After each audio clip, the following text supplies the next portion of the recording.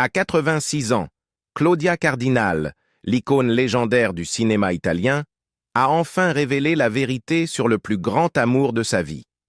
Tout au long de sa carrière de 6 décennies, elle a partagé l'écran avec des légendes comme Marcello Mastroianni, Alain Delon et Burt Lancaster. Pourtant, derrière l'aura éclatante d'une icône de beauté, la vie amoureuse de Cardinal a été un voyage marqué par le chagrin, la douleur et des secrets longtemps enfouis. Aujourd'hui, à l'aube de sa vie, elle a enfin avoué qui était son seul et véritable amour. Alors, qui est cette personne? Et pourquoi a-t-elle gardé ce secret pendant tant d'années? Découvrons ensemble cette histoire profondément émouvante. Une jeunesse marquée par la tragédie. Née à Tunis, en Tunisie, Claudia Cardinal semblait destinée au grand écran. Dès son plus jeune âge, ses traits saisissants et son aura énigmatique la distinguaient des autres. En 1955, à seulement 17 ans, elle remporta le titre de « La plus belle italienne de Tunis », un prestigieux concours parrainé par l'industrie cinématographique italienne. Cette victoire ne fut pas qu'un simple honneur, elle devint son passeport vers un monde qu'elle n'avait jamais osé imaginer. Dans le cadre de son prix, elle fut invitée au Festival du film de Venise, où les plus grands réalisateurs et producteurs remarquèrent immédiatement son charisme sauvage, son regard captivant et cette aura de mystère qui la rendait unique. Cependant, derrière cette ascension fulgurante, Claudia Cardinal vivait une épreuve personnelle bouleversante. Alors qu'elle était sur le point de débuter une carrière extraordinaire, elle devait affronter un fardeau inimaginable.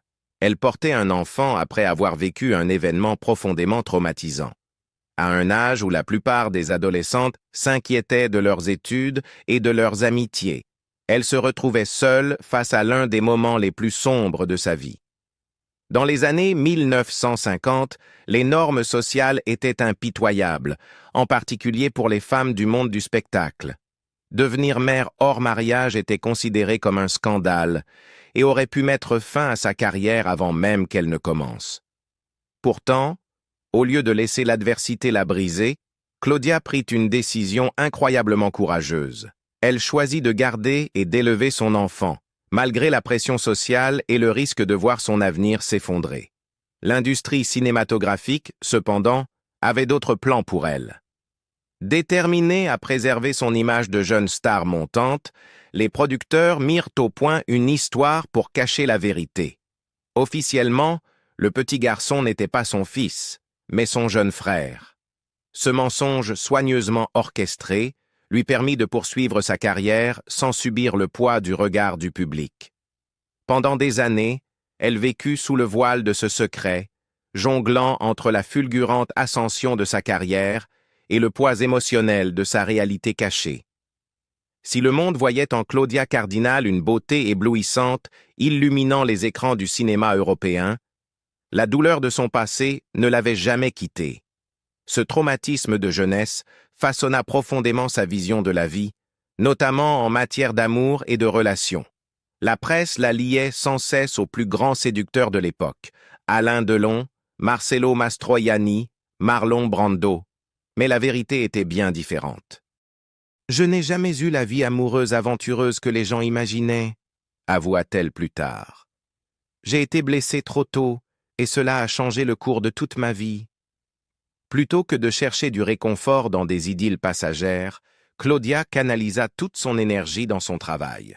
Elle collabora avec des réalisateurs légendaires comme Luchino Visconti et Federico Fellini et incarna des rôles marquants dans des films tels que Le Guépard, 8 et demi et Il était une fois dans l'Ouest. Ses performances étaient empreintes de passion, de force et d'intensité, des qualités qui reflétaient la résilience dont elle faisait preuve dans sa propre vie.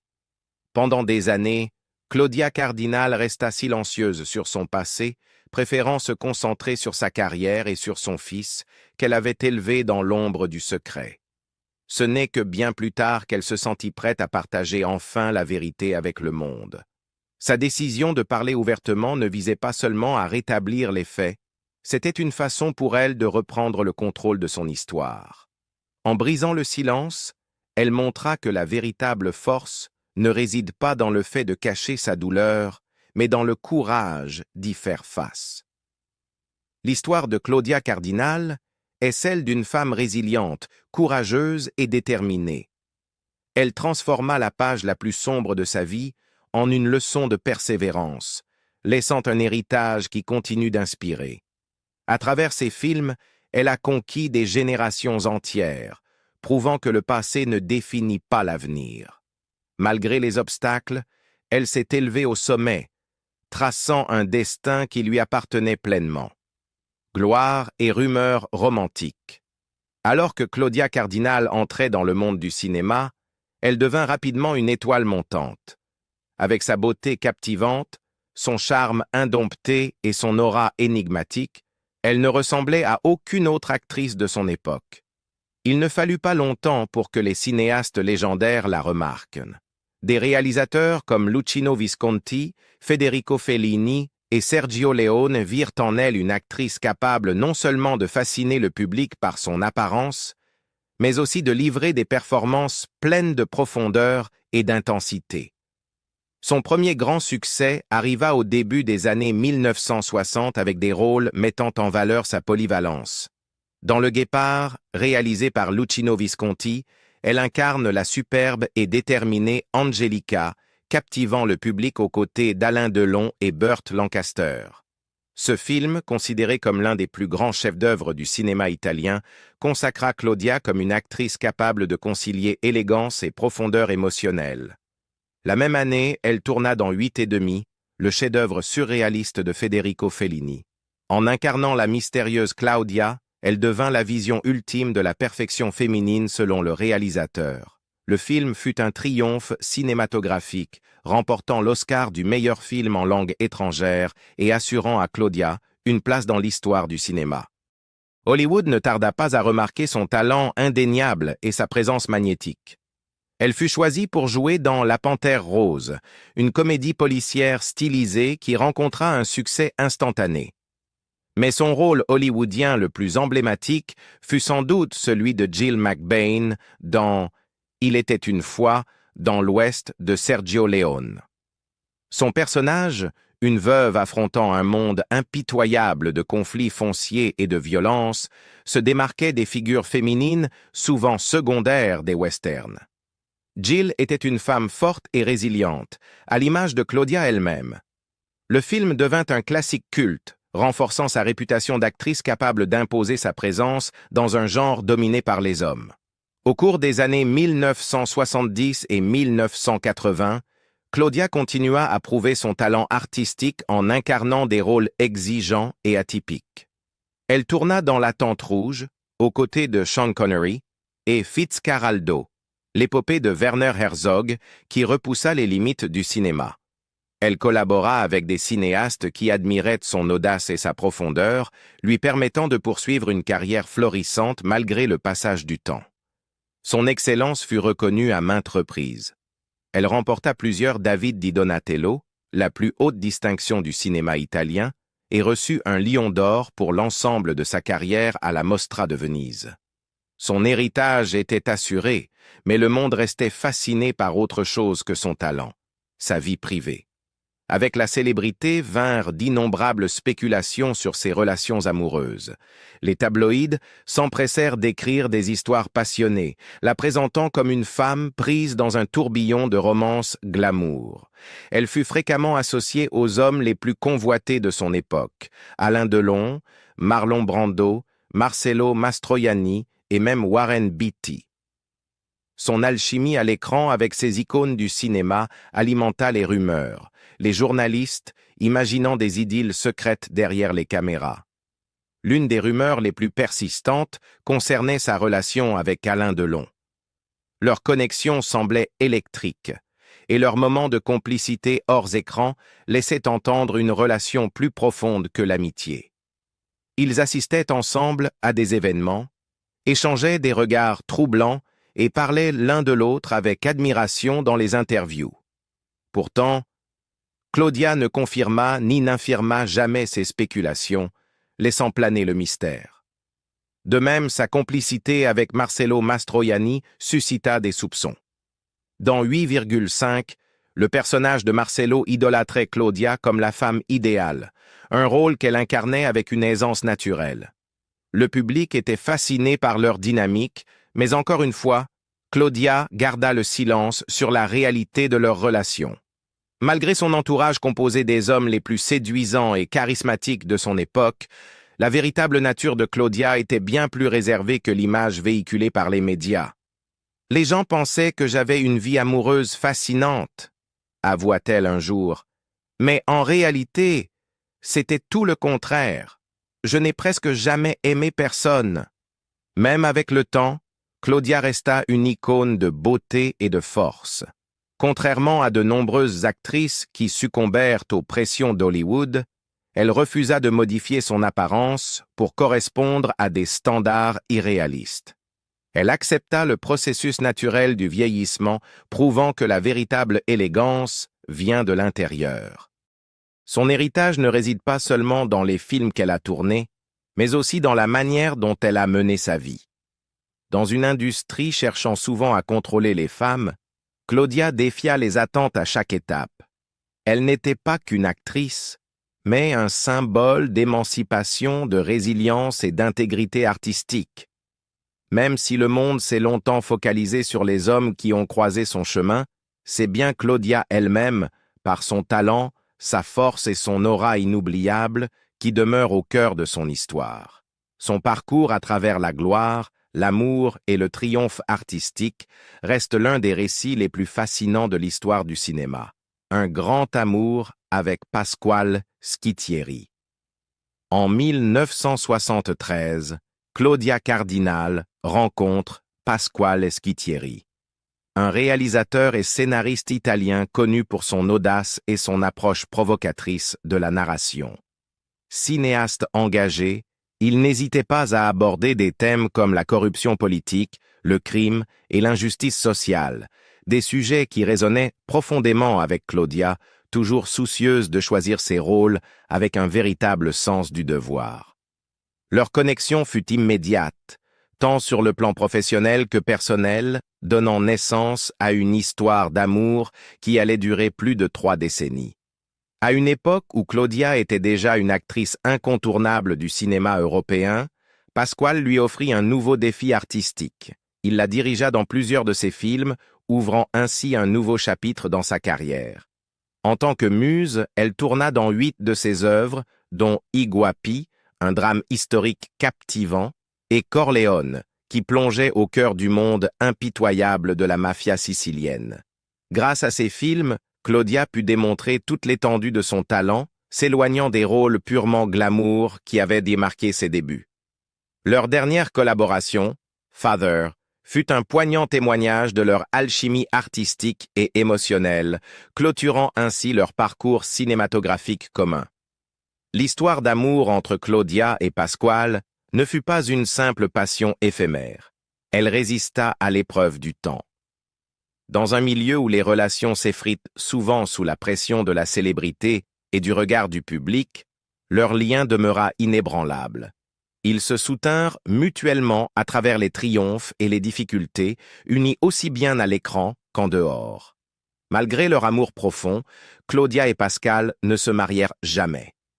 Pour certains, cela pouvait sembler atypique, mais pour eux, leur engagement n'avait pas besoin d'être scellé par un document officiel. « Je suis une femme d'un seul homme, et cet homme est le père de ma fille », déclara un jour Claudia avec conviction.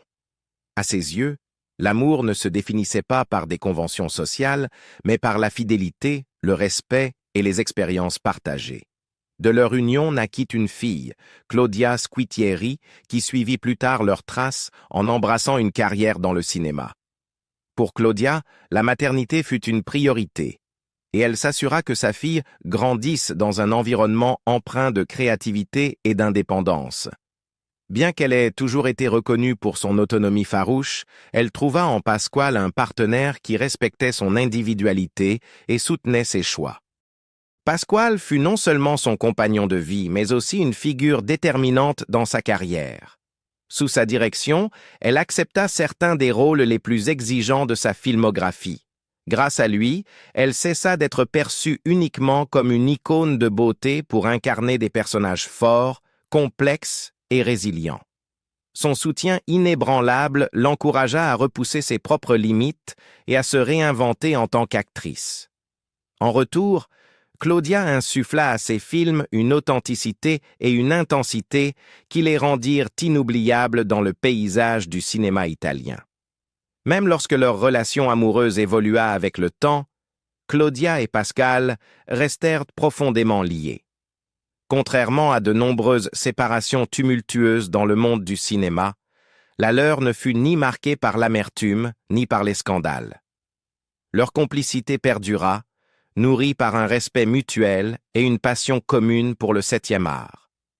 Ils continuèrent à échanger des idées et à se soutenir dans leurs projets respectifs.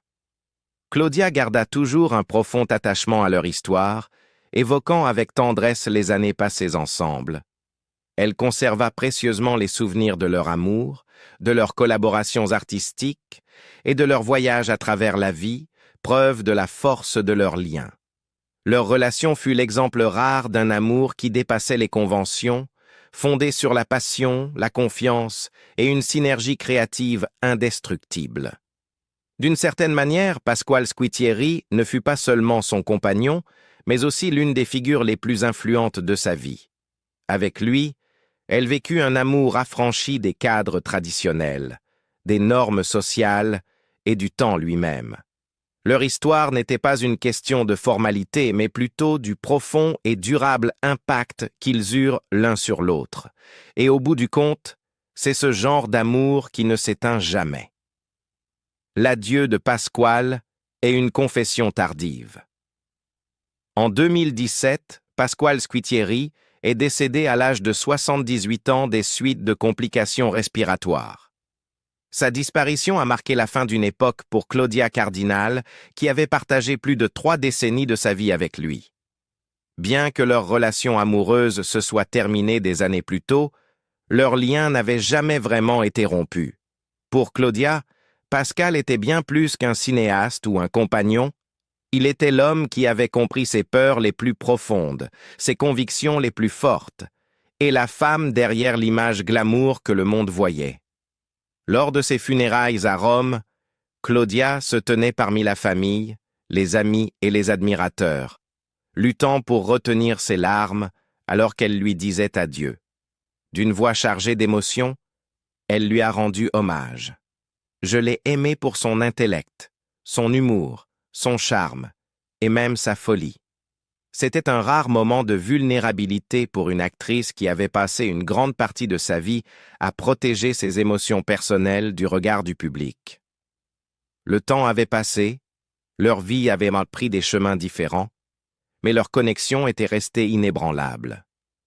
Claudia avait toujours été une personne discrète en amour, évoquant rarement ses relations passées. Pourtant, alors qu'elle entrait dans les dernières années de sa vie, elle a fait une confession que beaucoup soupçonnaient déjà, sans jamais l'avoir entendue de sa propre bouche. Pasquale Squitieri était, sans aucun doute, le plus grand amour de sa vie. Pendant des décennies, Claudia avait été associée à certains des hommes les plus célèbres et désirés du monde, Alain Delon, Marlon Brando, Marcello Mastroianni. Les tabloïds et les fans spéculaient sans fin sur sa vie amoureuse, dessinant l'image d'une femme qui avait captivé les plus grands acteurs de son époque. Mais au final, aucun de ces noms n'avait vraiment d'importance. Ce n'était ni la royauté d'Hollywood, ni les stars du cinéma européen qui avaient laissé l'empreinte la plus profonde sur son cœur. C'était Pasquale, l'homme qui avait vu au-delà de sa célébrité, qui était resté à ses côtés à travers les hauts et les bas de la vie, et qui avait été son véritable compagnon pendant plus de 30 ans.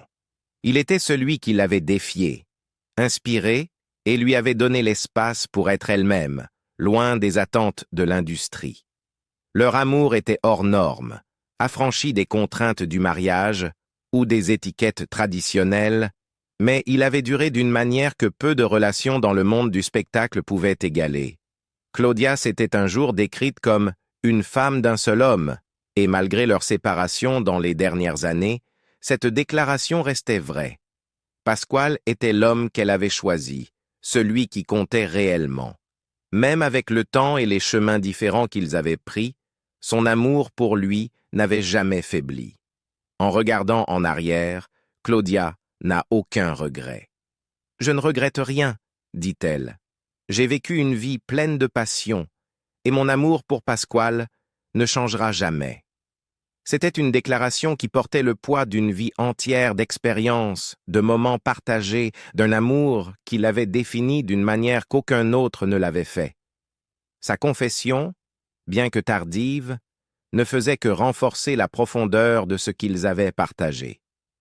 Contrairement aux idylles éphémères ou aux amours tumultueuses qui faisaient les gros titres, leur relation avait été réelle, stable et indestructible.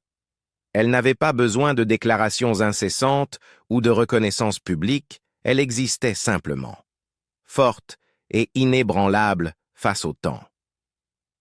Même après sa disparition, Claudia continue d'honorer leur lien.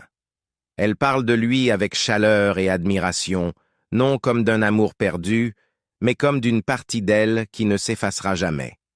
Leur histoire d'amour défiait les attentes, prouvant que les connexions les plus profondes ne rentrent pas toujours dans des cadres conventionnels. L'histoire de Claudia Cardinal est un témoignage des complexités de l'amour, du destin et des choix que nous faisons en cours de route. Parfois, le plus grand amour de notre vie n'est pas celui que le monde attend. C'est celui qui reste à jamais gravé dans notre cœur, inébranlable face au temps. Sa confession nous rappelle que l'amour n'a pas toujours besoin d'être validé par un mariage ou de grands gestes. Parfois, les connexions les plus profondes sont celles qui se passent de mots, celles qui durent sans avoir besoin d'être constamment mises en avant. Que pensez-vous de la confession tardive de Claudia? Pensez-vous que le véritable amour peut durer éternellement, même sans mariage ou reconnaissance publique? Partagez vos réflexions dans les commentaires. Et si vous avez aimé cette vidéo, n'oubliez pas de liker, vous abonner et activer la cloche des notifications pour ne manquer aucune de nos prochaines histoires sur les légendes du cinéma. Merci d'avoir regardé et à très bientôt.